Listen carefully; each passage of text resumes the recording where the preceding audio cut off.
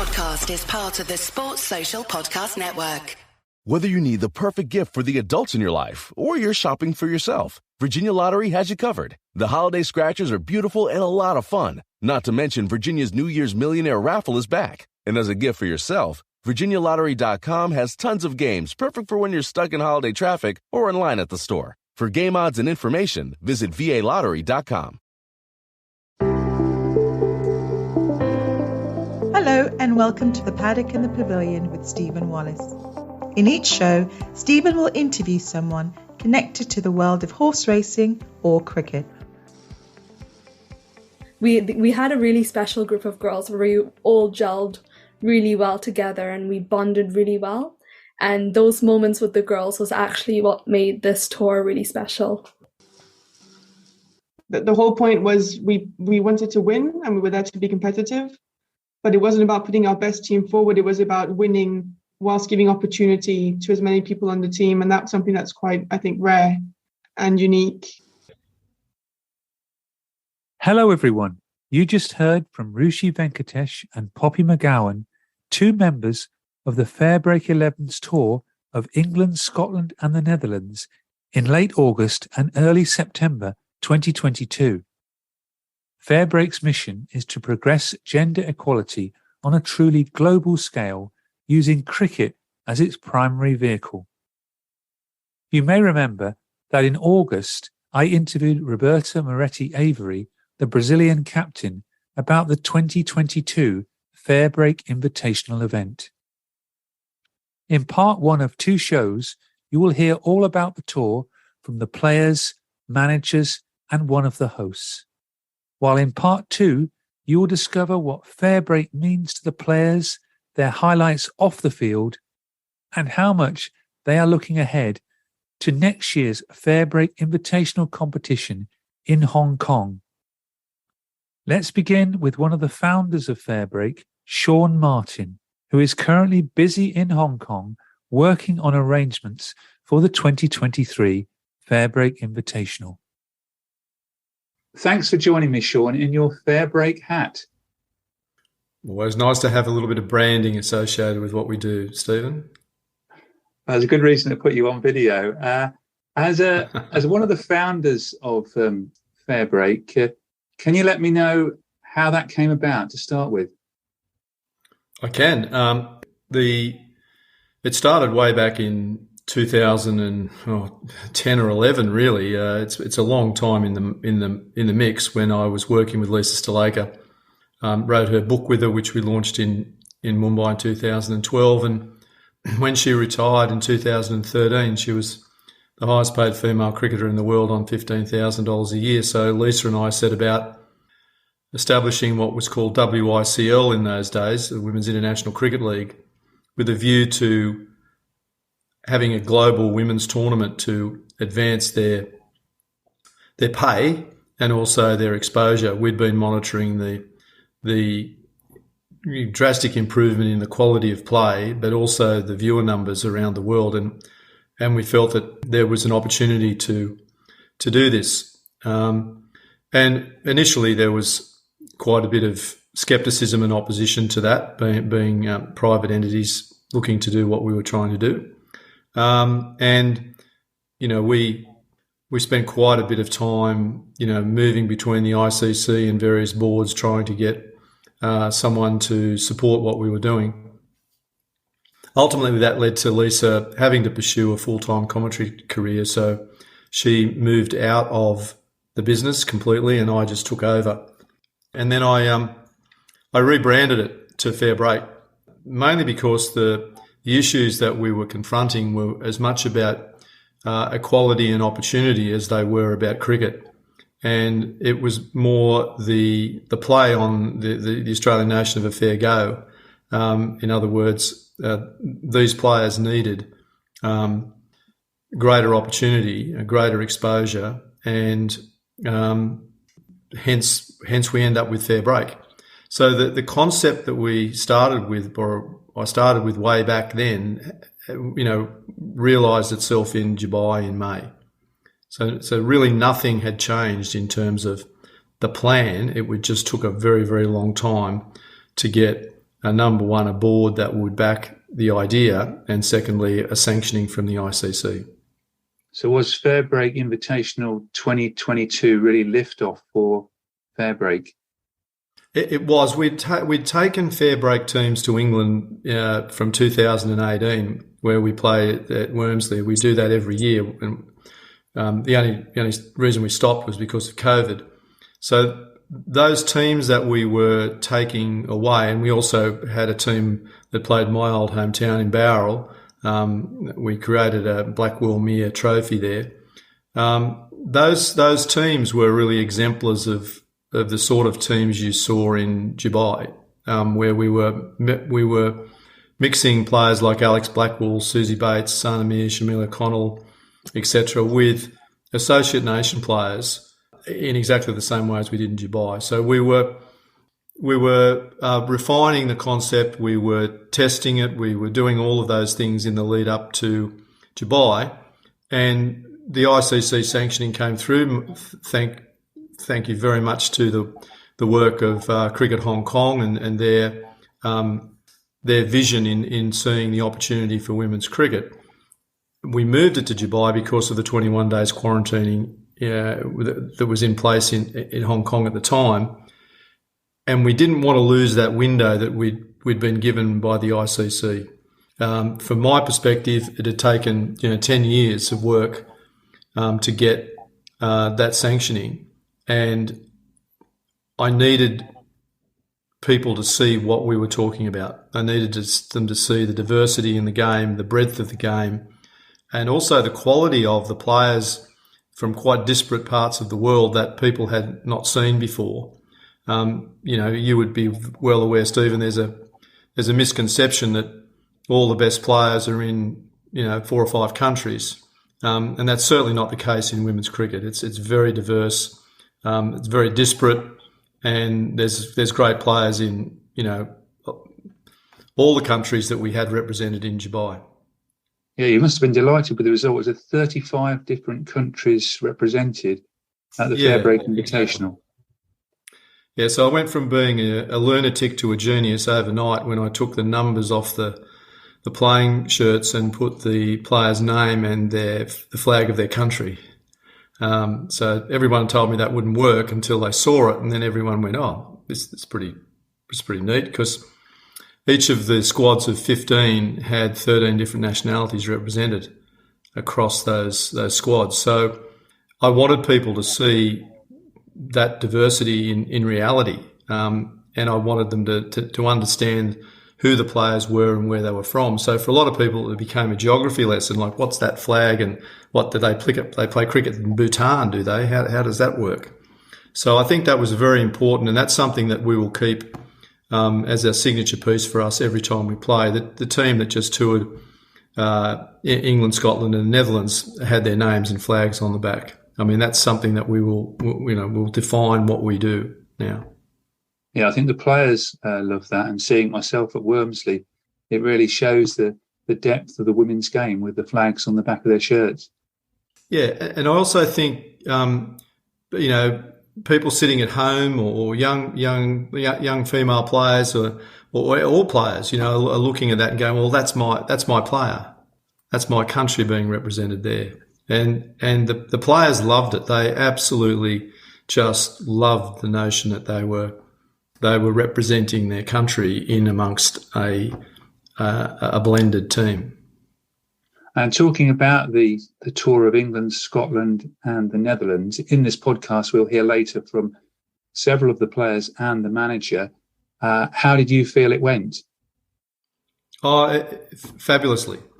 When we tour a team, we're looking to give opportunity, again, to players that have had little opportunity, but it also gives us a chance to do a little bit more talent identification as well, and to see players that we've got an interest in, but we don't know an incredible amount about them. And from that tour, we've contracted, I think, 3 new players already into the Hong Kong event. And that's really how we view it. It's giving them as much cricket in a condensed space of time as we can possibly give them, and then blending them with players who have been with us for some time, like the Mariko Hills and the Stericalises and those players. So they're very much steeped as Fairbreakers in terms of what we do and how we do it and what our values are. So then those new players pick up on that very quickly.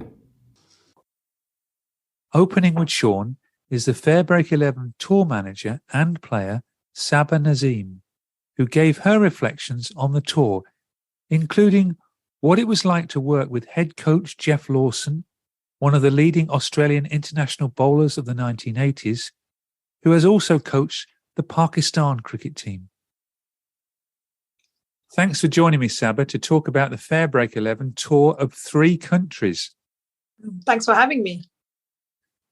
Well, I've got to start with, how pleased were you to be appointed the manager of the Fairbreak touring party? Yeah, really pleased. I've been asked to be the manager in their tour, the first ever tour to the UK in 2018, and then was asked again to do it the following year, and then was asked to do, the tournament that recently happened as well in Dubai. So yeah, really, really pleased that they, wanted me to be manager of a tour again to the UK. And what was your specific role? Because although you're a qualified coach, you were the manager, and Geoff Lawson, the former Australian test bowler, was the coach. Yeah, so I was appointed the manager. I was also actually a player as well on this tour, because I think there were a few games where we needed a few extra players. So I doubled up as a player manager and managed to play a few games against the Holland national side towards the end as well. So yeah, it was just mainly, trying to organize the team logistics and helping with that side of things, and then helping, working alongside Geoff Lawson and, picking the team with him and, choosing the batting order and thinking, where everyone's skills were best matched for in the game.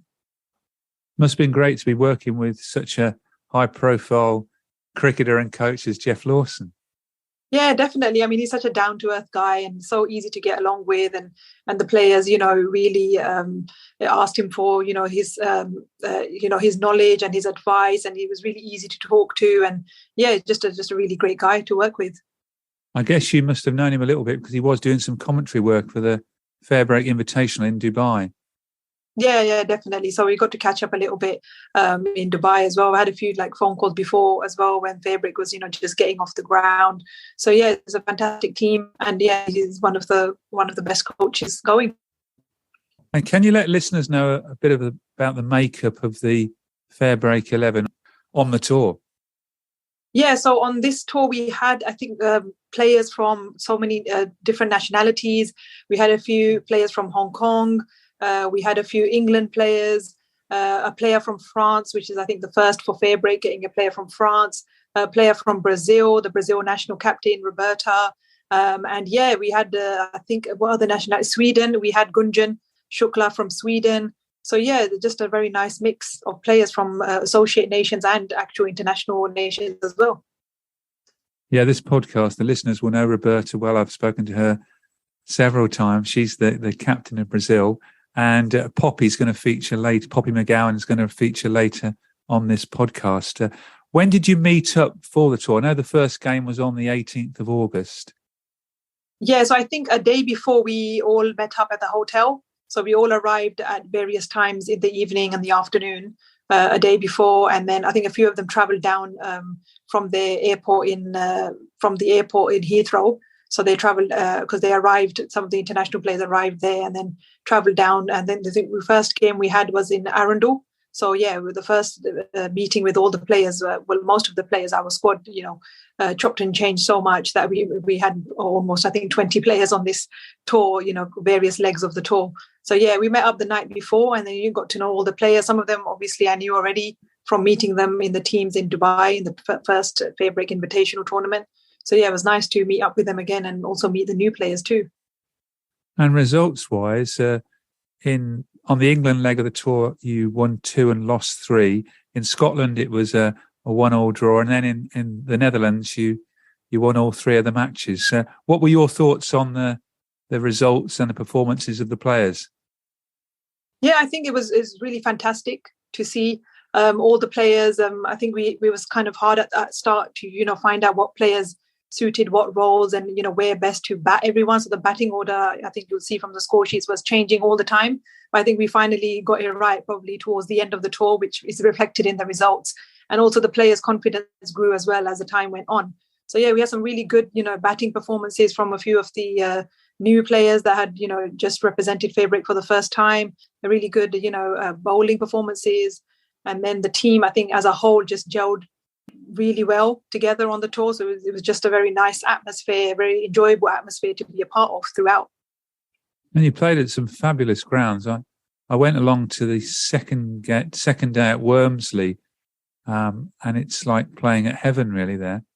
Yeah, I think they really like that ground as Fairbreak. So in the 18 and 19 tours, that was where we actually played our first games for the UK players. So yeah, that is just heavenly. That ground is just amazing. You could just be mesmerized by its surroundings and fantastic to play on as well. I'm sure it was for the players. And you mentioned earlier you played at Arundel Castle's ground as well. Yeah, definitely. I've actually played there a little bit in a six-a-side tournament with my club team. So I knew it was really good, but I hadn't been there for like a few years. But yeah, the players really, really enjoyed it. Nice scenery, nice environment, great ground, and some great matches played there as well. And how did you find the opposition in the three legs of the tour? I think the opposition at Arundel was probably our toughest. I think it was the Southern Vipers, academy side, which are, probably one of the best in England. I mean, the Vipers are, a very successful women's team here, and then their academy is equally as strong. So yeah, I think it got better as we got along, and playing the national side was definitely a highlight for the girls, especially myself as well, who actually got to play in 2 games against the Dutch national side as well. But yeah, I think as we went along, the matches were evenly matched. We played against Essex County as well, which was quite a good win for us. And then obviously playing against Scotland, it was a 1-1 draw.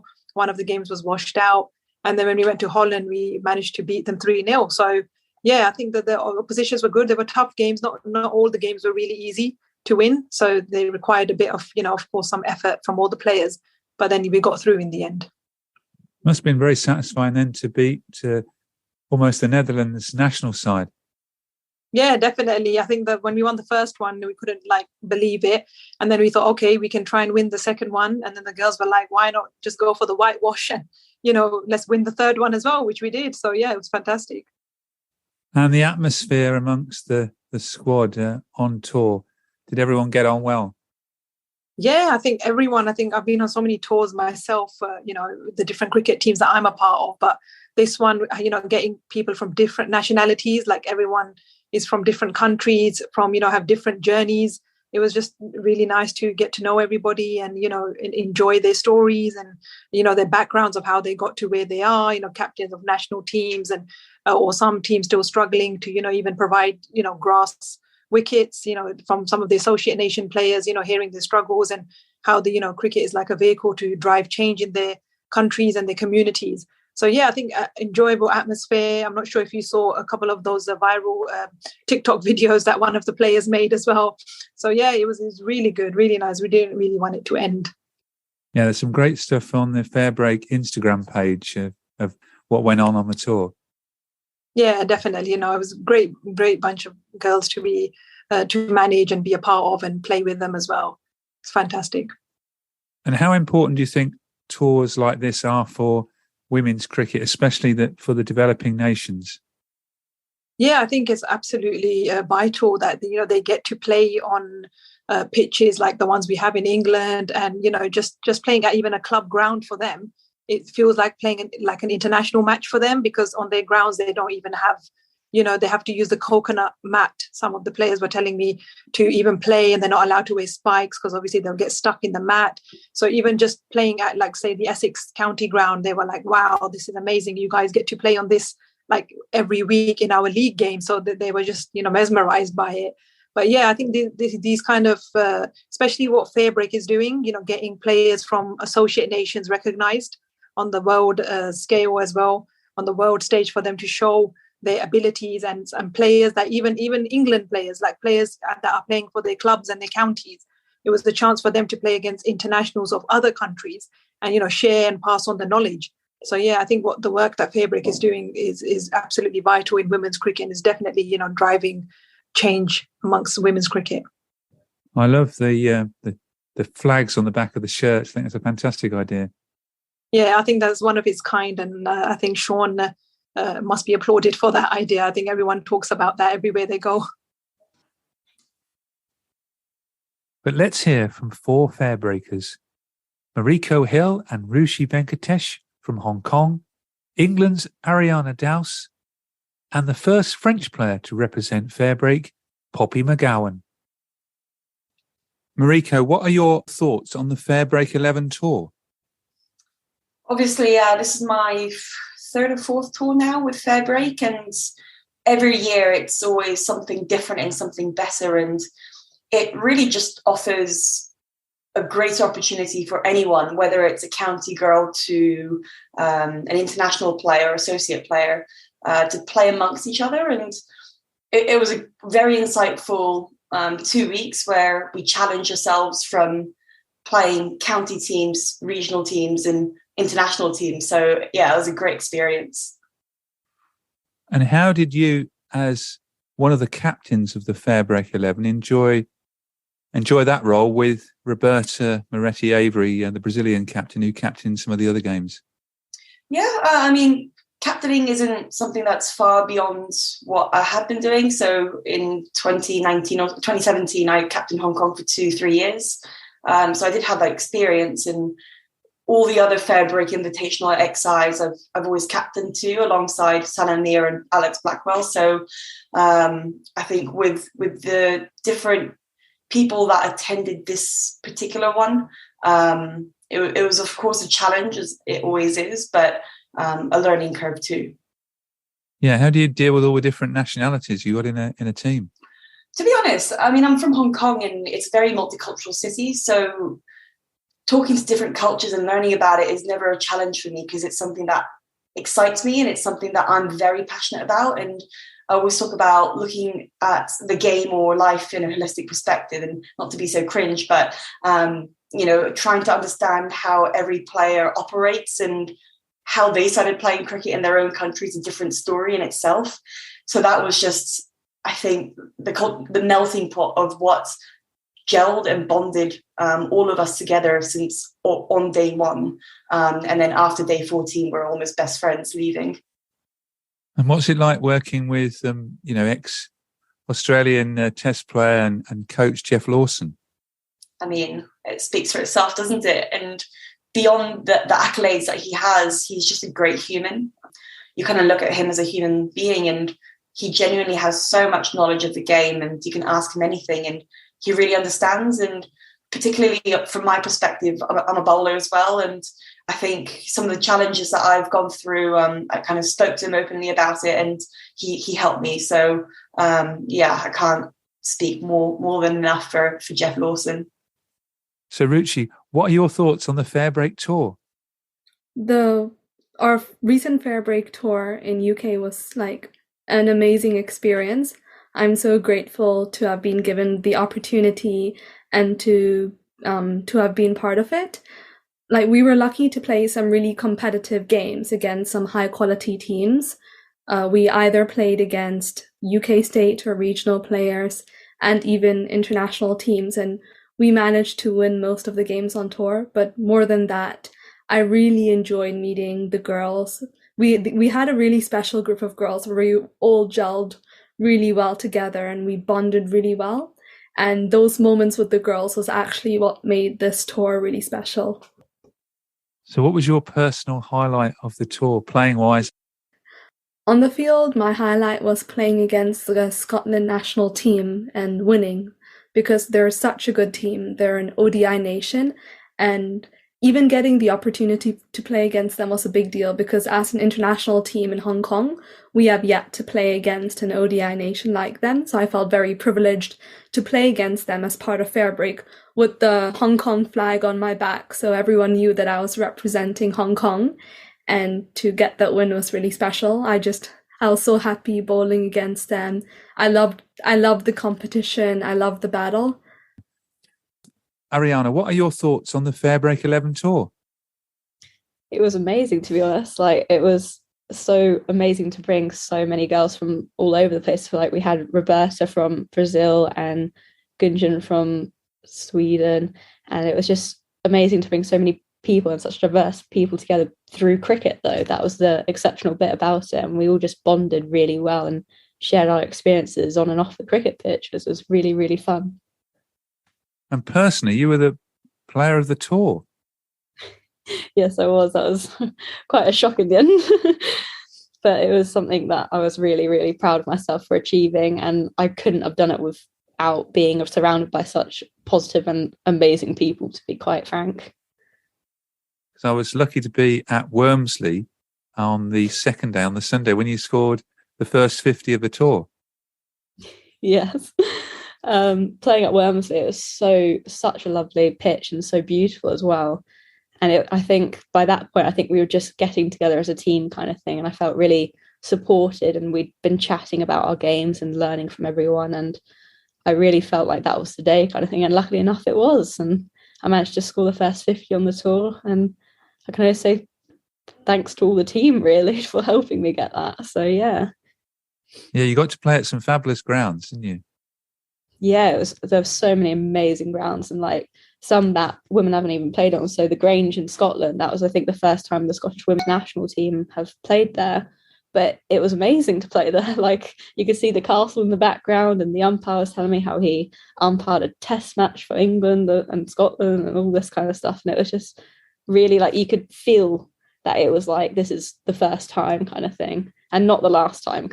I think the Scottish team went to play Ireland there afterwards, which was really, really good. Poppy, what are your thoughts on the Fairbreak XI tour? Thoughts, that's a really easy but big question. My first thoughts are that it was absolutely awesome for people from countries like me, from France, to be able to be part of something that's super international, and play cricket against some amazing teams on some amazing grounds and benefit from the coaching. But I think most of all, just being alongside other women who are playing at, a really good level and are really supportive and were just exceptional at making you feel included. And the whole point was we wanted to win, and we were there to be competitive, but it wasn't about putting our best team forward. It was about winning whilst giving opportunity to as many people on the team. And that's something that's quite, I think, rare and unique. And it's hard to explain to people if you don't have it already in the team. And it just seemed to happen naturally at Fairbreak. And it was just, a really amazing opportunity. And you became the first French player to play for Fairbreak. Yes, that was a big deal. I was the first French player to get offered a place at Fairbreak and on tour. I brought the French flag with me on my back, and it was a privilege to be able to represent my country in a different way than playing for the national team. And I think it gave lots of girls in France something to look to, not as in look up to, but to think, okay, yeah, we're in France and we're a small team, but we can aspire to play in these bigger tournaments and be invited to these bigger tournaments. And I think that's making a difference in France, hopefully. And playing wise, how did you go yourself? Playing wise, it was a little bit initially uncertain for me because we don't get that much cricket in France. We try very hard to get as much as we can, but the reality is that we're a smaller associate nation, and I hadn't played a proper game for quite a while. I've been training all summer, but obviously I didn't really know how I was going to shape up compared to the likes of the other girls on the team. So the focus was just to do my best. In the French team, I'm more of a batter than a bowler, but at Fairbreak, I was given more opportunity to bowl than to bat. And that was really good for me. I bowled, for my standards, I bowled pretty well. Not much extras, got a few good wickets, and fielded quite well too. So, I was happy to be 12th man. It didn't happen, but if I was to be 12th man at every game, I would have been chuffed anyway. It was just amazing to be there and be around the girls and see how they went about their game, went about the tactics, went about warming up. They were very professional, and that was just in itself just amazing. And you got to play at some fantastic grounds, including the Grange in Scotland, where you said some of your family there to watch you? Yeah, so my dad's Scottish, and nearly all my family from my dad's side is in Scotland. So they were very happy to come to the ground and sit at square leg and try to lovingly, of course, embarrass me as much as possible. At one point, the captain sent me to square leg, and I was like, "Oh, really?" And she was like, "Yeah, square leg." And I was like, "On the boundary?" She's like, "Yep, on the boundary. Off you go." So I was like, right next to them. So that made them very happy. Made me a bit embarrassed, but my grandparents were really happy to see me play, despite having the French flag on my back, not the Scottish flag. Not sure who they were supporting in the end, but no, it was awesome to play at the Grange. It's a stunning ground. We don't have anything like it in France. So that was one game got rained off, but we got to play 2 really good games with some really good cricket, and that was really exceptional too. And I got to speak to Sue Strachan from the Scottish Cricket Board about the games at the Grange. What did it mean to host a Fairbreak touring 11 in Scotland? Well, it was very special. So Fairbreak touring 11 have never played a national team. And obviously I've been involved with Fairbreak and have managed one of the teams in their invitational tournament in 2022. But the ethos of Fairbreak is one that chimes with those of us involved in women's cricket around the world, but probably particularly in the smaller nations, because the ethos is all about opportunity. So I felt that if we could give the Fairbreak Global 11 an opportunity to play us, then it also gave our cricketers an opportunity to be seen by Fairbreak as they go about their business of playing cricket for Scotland, but also to learn a little bit more about the ethos of Fairbreak and the opportunities it might be able to bring them in the future. And they got to play at the Grange, and 1-1 was the score of the 3 games, because one of them was abandoned. Sadly, the weather in Scotland in late August can either just be fabulous or can be pretty miserable and drizzly, and it was pretty miserable and drizzly. But the Grange is such a fabulous, iconic ground. And in fact, some of the Scotland women's team had never played at the Grange before, despite it being given the name possibly more by Grange members than by anyone else of the home of Scottish cricket. The Scotland women's team had not played at the Grange before, so it gave them the opportunity also to play on the same deck as the men's national team would play. And it's a lovely ground. It's right in the centre of Edinburgh. And so it was exciting for them for that reason too. That's all for part 1. In part 2, coming soon, you will hear what Fairbreak means to the players and how much they are looking forward to the 2023 Fairbreak Invitational event. Thank you for listening to The Paddock and the Pavilion.